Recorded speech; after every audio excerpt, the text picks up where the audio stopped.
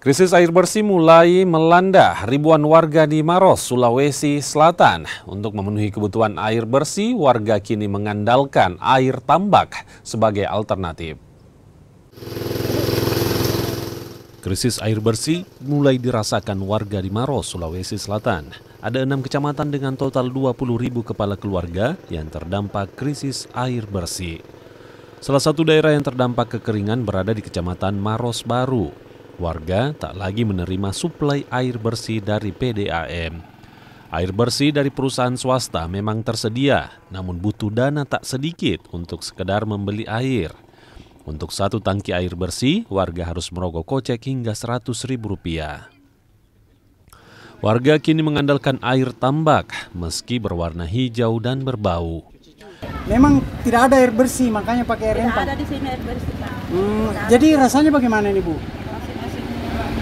Asin. Berbau juga, Bu, ya? Iya, ada baunya kayak gitu.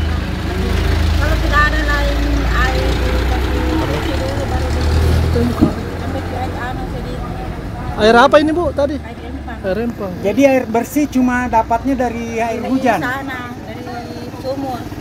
Kalau air hujan, Bu, air hujan jadi pakai untuk Iya, air bersih. hujan cuma habis ke air hujan sudah dipakai, sudah meninggal anak.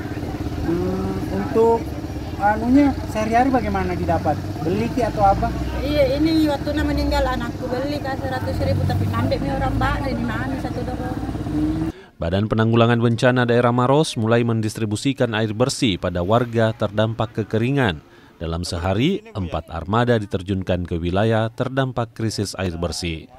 Selain penanganan jangka pendek, Pemda Maros juga telah mengupayakan peningkatan kapasitas instalasi pengolahan air. Aziz Hamid, Kompas TV Maros, Sulawesi Selatan.